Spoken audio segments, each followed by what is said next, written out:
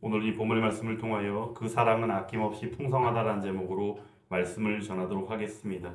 사실 오늘 본문의 말씀의 내용은 예수님께서 예수님의 제자들을 부르시는 가운데 제자들의 소명받는 내용입니다. 그런데 오늘 말씀 속에 살아있는 또한 살아 숨쉬는 우리 하나님 되시는 예수님의 그 사랑을 풍성하게 누릴 수 있는 이 시간이 될 수 있기를 원합니다. 오늘 말씀 가운데 보면은 게네사렛 호숫가가 나옵니다. 이 장소가 어떠한 장소인지를 우리가 알 필요가 있는데 게네사렛 호숫가는 우리가 흔히 잘 알고 있는 갈릴리 호수, 갈릴리 바다로 불리는 곳입니다. 갈릴리 호수, 갈릴리 바다로 불리우는 이 게네사렛 호숫가는 그 길이가 20km에 달하고 좌우폭이 12km에 달하는 상당히 큰 호수입니다. 그리고 또한 다른 호수들과는 다르게 이 호수의 물이 사해로 빠져나감을 통해서 이 갈릴리 호수는 엄청나게 큰 규모를 자랑하고 있고 그 안에는 또한 사해로 물이 흘러나감을 통해서 물이 고여 있음으로 말미암아 물이 흐리고 물의 수질이 안 좋은 것이 아니라 물의 수질이 탁월하며 또한 그 가운데 수많은 어종이 사는 어부들이 고기를 잡기에 아주 탁월한 장소라는 사실입니다.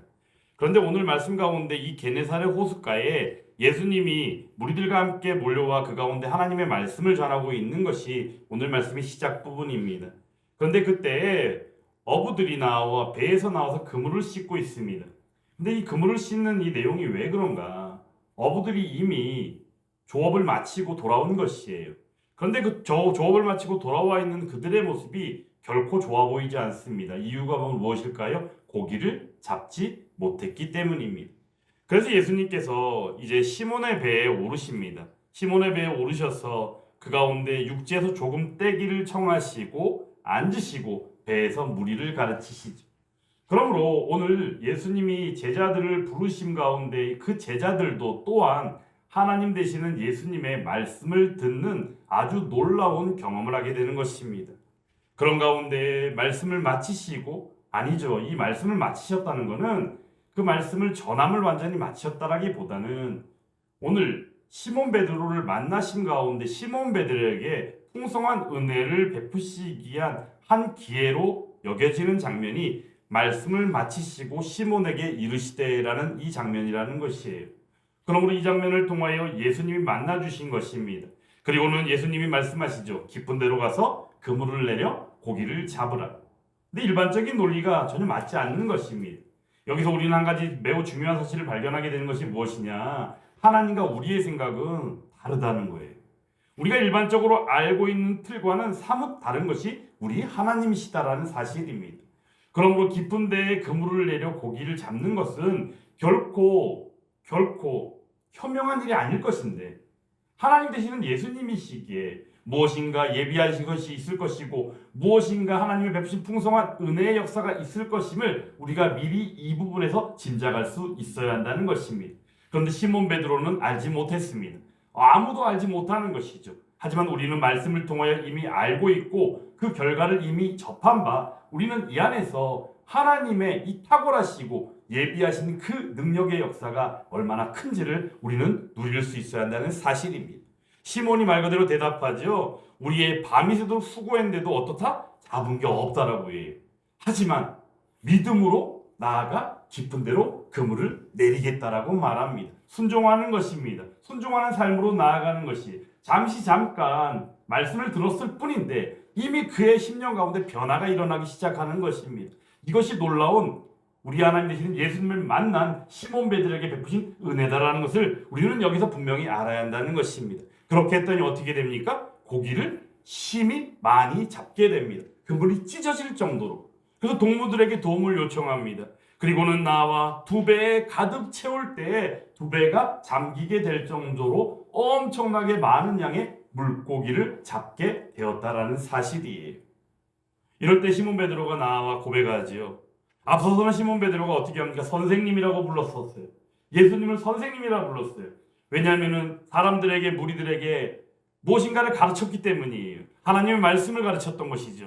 근데 하나님의 말씀을 가르침 가운데 그 잠깐의 시간 동안 마음의 변화가 일어나고 그 가운데 또한 이분이 능력의 하나님 되시는구나라는 사실을 인지하게 됨을 통하여 그가 여기서도 호칭의 변화로서 선생님이 주라는 표현으로 바뀌어지게 됐다는 사실이에요. 여기서 주라는 표현을 통하여 그가 고백하는 것입니다. 주여 나를 떠나소서 나는 누구다? 죄인이로소이다 라고 고백하게 되어진 것이에요. 지난주에 말씀을 전하면서 잠시 잠깐 여러분에게 소개한 바가 있죠. 존 칼빈의 기독교 강요 속에서 보면 하나님을 아는 지식, 창조주 하나님을 아는 지식 1권에서 1장의 내용이 무엇이라 그랬습니까? 하나님을 알아야만 자신을 알 수 있다라고 말씀드렸습니다. 오늘 있는 그대로 시몬 베드로도 예수님이 능력을 가지신 하나님이구나라는 사실을 깨달아짐을 통하여 예수님을 만남을 통하여 그 안에서 깨달아짐을 통하여 그 자신이 누구다라는 것을 알게 됐어요. 죄인이라는 사실을 알게 됐다는 거예요. 예수님 앞에 나올 때는 예수님 앞에서는 아무것도 아니구나. 나는 아무것도 아닌 존재구나. 라는 사실을 그 자신이 깨달았다는 겁니다. 이러한 은혜가 사실 이 시간 말씀을 듣고 있는 저와 여러분들 가운데 이미 경험되어진 은혜다라는 것을 우리는 잊어서는 안 됩니다. 그러므로 우리가 예수님을 믿음으로 말미암아 나와 예배를 드릴 때 이미 우리는 하나님을 알고 그 안에서 또한 우리들 자신을 알게 되어진 이 놀라운 원리를 알을 통하여 하나님께서 베푸신 그 은혜의 역사 안에 예배 자리에 있다는 사실입니다. 이런 가운데 주여 나를 떠나서 다른 죄인이로소이다. 이 고백이 얼마나 중요한 고백입니까? 이 고백을 통하여 볼 때 결국은 이것이 믿음의 고백이요 신앙의 고백으로 나아가게 되는 것입니다. 이때 예수님께서 무엇을 말씀하십니까?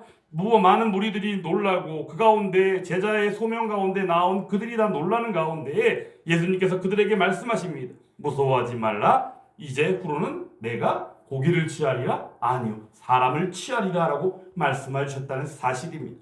고기를 낚는 어부가 아니라 사람을 낚는 어부가 되게 하리라. 말을 바꾸면 바로 무엇이에요? 복음을 전하게 하는 자가 되리라. 복음을 전하는 자가 되리라 라는 말씀이에요. 지난주에도 그랬고 오늘 말씀을 통해서도 그렇고 결국에는 복음을 전하는 자는 어떻습니까? 아름답습니다. 아름답기에 주 하나님의 능력 안에서 나아가 전도할 수 있고 선교할 수 있는 것입니다. 그 가운데 인간인지라 마음에 가지게 되는 힘듦과 때로는 피곤함과 낙담하는 마음들이 있을 수는 있겠지만 하나님의 말씀을 토대로 해볼 때 복음을 전하는 사람이요 전도하는 사람이요 오늘 말씀처럼 사람을 낚는 어부가 되는 이러한 하나님께서 주시는 소명 가운데 나아가는 시몬 베드로의 마음에는 그 능력의 역사가 풍성하게 임하게 되는 것을 우리는 보아야 한다는 사실입니다. 그리고 또한 이 안에서 그 은혜가 우리들 자신에게도 베풀어지고 또한 그 안에서 우리는 하나님의 능력의 역사를 경험하게 되어진다는 사실입니다. 이러한 은혜가 오늘 말씀 가운데 배어져 있는데 사실 오늘 이 말씀 속에서 저는 매우 중요한 사실을 발견하게 됩니다. 무엇입니까? 바로 하나님의 사랑이 그들에게 아낌없이 풍성하게 베풀어졌다는 사실입니다. 만나게 된 은혜가 있습니다. 그리고 또한 그 가운데 그들의 어려운 처지, 고기를 잡으러 나갔지만 고기를 잡지 못한 그 어려운 처지와 낙담하는 마음 가운데 찾아오신 예수님이었습니다. 그리고는 나와 그들에게 풍성하게 베풀어 주시고 풍성하게 물고기를 잡게 하시는 기적의 역사를 베풀어 주신 우리의 하나님 되시는 예수님이 계셨다는 사실입니다. 그리고는 궁극적으로 고기를 낚는 어부가 아니라 사람을 낚는 어부가 되게 하는 그러한 사명 가운데 나아가는 하나님의 은혜를 입게 된 시몬 베드로와 함께한 그 무리들, 결국 그들은 누가 됐습니까? 예수님의 제자들이 되었죠. 이 얼마나 놀라운 은혜인가라는 사실이죠. 근데 이 안에서 저는 하나님의 그 사랑을 보았다는 것입니다. 우리가 로마서 8장을 통하여 볼 때 로마서 8장에서 이렇게 말씀하죠. 주께서 미리 하신 자들을 부르시고 부르신 자들을 의롭게 하시고 의롭게 하신 자들을 어떻게 합니까? 영화롭게 하셨느니라고 말씀합니다. 제가 예전에 이 말씀을 가지고 말씀을 전할 때 미리 아신 자들이라는 표현 속에서 믿음을 가질 만한 누구들을 미리 아셨다라고 이야기하는 그런 신학적인 논리가 아니라 미리 아셨다라는 그 논리 안에서 우리는 하나님께서 사랑하신 자들이라는 것을 우리는 보아야 한다는 것이. 그러므로 하나님의 사랑 가운데 그들을 택하시고 부르심 가운데 그들을 의롭게 하시는 은혜의 역사 속에서 그들이 나아가 사람을 낚는 어부가 되게 하는 복음을 전하는 복음 전파자의 삶을 살게 하시는 하나님의 은혜를 그들이 입었다라는 것이 그 안에서 우리는 그 사랑을 보게 된다는 것입니다. 예수님은 누구십니까? 친히 이 땅에 몸을 입고 오셨습니다. 왜? 우리를 사랑하셨기 때문입니다. 그리고 나와 십자가 구속의 은혜로 나아가셨습니다. 피 한 방울조차도 아낌없이 흘리시고 우리에게 그 은혜를 베푸신 우리의 하나님이 예수님이 아니십니까? 그러므로 그 안에서 우리는 그 사랑을 볼 수 있어야 합니다. 그 사랑이 오늘 이 현장 가운데, 오늘 이 말씀의 현장 가운데 풍성하게 베풀어지고 있다는 사실입니다. 시편 31편의 말씀을 통하여 볼 때 우리가 이런 말씀이 있습니다. 어떤 말씀이 있느냐? 주께로 주를 두려워하는 자를 위하여 쌓아두신 은혜, 곧 주께 피하는 자를 위하여 그 인생 가운데 베푸신 은혜가 어찌 그리 큰지요라는 말씀이 있습니다. 여기서 볼 때 주를 두려워하는 자가 과연 누굽니까? 주를 경외하는 자입니다. 주를 경외한다는 것은 바로 무엇입니까? 하나님을 알기 때문에 그렇습니다. 하나님을 알았기에 그 자신도 누구인지를 알게 된 것입니다. 그 고백이 오늘 말씀에도 들어나 있는 것이 나는 죄인입니다라는 고백입니다. 혹자들은 힘들어요라는 인생 가운데 이 실제적인 삶 속에서 힘듦을 토로하며 죄인이라는 표현을 거부하고 싫어할 수 있지만 하나님의 말씀을 사모하고 하나님을 믿는 믿음 안에 있는 사람들이라면 죄인이라는 이 고백을 어느 누구든지 받아들일 수밖에 없고 하나님을 알아가는 그 은혜 안에서 베푸신 은혜의 원리가 그러하다는 것을 알았을 때 오히려 죄를 각성하고 죄를 깨달아 알며 그 안에서 하나님과 함께하며 예수 그리스도와 함께하는 그 삶을 사모하며 나아가는 것이 마땅하다는 것입니다. 오늘 그러한 은혜가 시몬 베드로와 또한 그 외 제자들을 부르시는 이 장면 가운데 그대로 나타나 있더라라는 사실입니다. 하나님께서 베푸신 그 사랑 얼마나 아낌없이 풍성하게 베푸셨습니까? 방금 전에도 말씀드린 것처럼 예수님께서 피 한 방울조차도 아낌없이 흘려주셨죠. 그러므로 우리가 디모데전서 1장을 통하여 볼 때 어떠한 말씀이 있습니까? 주의 은혜가 그리스도 예수와 함께 믿음과 사랑과 함께 풍성하였다고 말씀하지 않습니까? 이 풍성한 은혜가 결국에는 하나님께서 베푸신 은혜가 아니면 어느 것도 풍성할 수가 없다는 것을 우리는 여기서 발견하게 된다는 것입니다. 하나님의 은혜는 그런 것입니다. 인간은 할 수 없지만 하나님은 그렇게 하시는 것입니다. 인간은 그렇게 줄 수 없지만 하나님은 그렇게 베풀어 주시는 것입니다. 인간이 제 아무리 이런 말 저런 말을 한다 할지라도 하나님의 말씀 앞에서는 어느 것도 용인될 수 없는 부족하고 연약한 존재임을 우리들은 분명히 알아야 한다는 것입니다. 오늘 그런데 시몬 베드로가 순종하고 나왔습니다. 그리고는 죄인이라는 고백 가운데 있었습니다. 그리고는 하나님께서 친히 그를 사람을 낚는 어부가 되게 하시는 소명 가운데 은혜를 베풀어 주셨습니다.